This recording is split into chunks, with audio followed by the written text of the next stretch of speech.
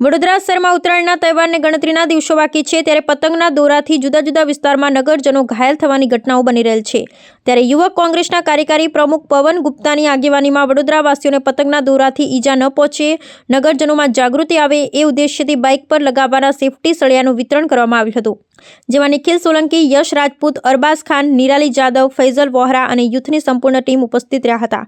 વધુમાં પવન ગુપ્તાએ જણાવ્યું હતું કે વડોદરાના પતંગ રસિયાઓએ ચાઇનીઝ દોરીનો બહિષ્કાર કરવો જોઈએ અને રોડ રસ્તા પર લટકી રહેતા દોરાઓએ પોતાની આગવી જવાબદારી સમજી દૂર કરવાનો પણ પ્રયાસ કરવો જોઈએ, જેનાથી કોઈ પરિવારના આશાસ્પદ યુવાન ઘવાય નહીં।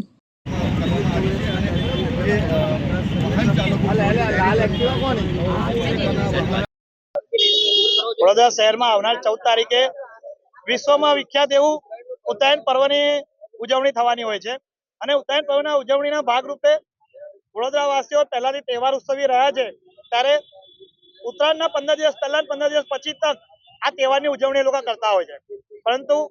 જ્યારે આ ઉજવણી કરવામાં આવે છે ત્યારે દર વર્ષે પતંગના દોરાથી ઘણા યુવાનો, આશાસ્પદ યુવાનોને ઈજા પહોંચતી હોય છે અને મૃત્યુ બી થતા હોય છે। પાછલા 10 દિવસમાં પણ આવા ઘણા કિસ્સા વડોદરા શહેરમાં બન્યા છે કે લોકોને ઈજા પહોંચી છે અને મૃત્યુ પણ પામવામાં આવ્યું છે। ત્યારે લોકોમાં એક જાગૃતિ આવે અને લોકો સુરક્ષિત રહે એ હેતુસર આજે યુથ કોંગ્રેસ દ્વારા બાઇક પર સેફટી ગાર્ડ લગાવવાનું કાર્યક્રમ કરવામાં આવ્યું છે અને સાથે સાથે આપના માધ્યમથી એક અપીલ પર આ જાહેર જનતાને કરવા માંગીએ છીએ કે ચાઇનીઝ દોરી કે જેના કારણે જીવ વધારે જતા હોય છે એવા દોરીનો ઉપયોગ ના કરવામાં આવે અને એક જાગૃત નાગરિક તરીકે વડોદરા શહેરના જુદા જુદા વિસ્તારોમાં જો કોઈ દોરા કશે રોડ પર રસ્તા પર લટકતા દેખાતા હોય તો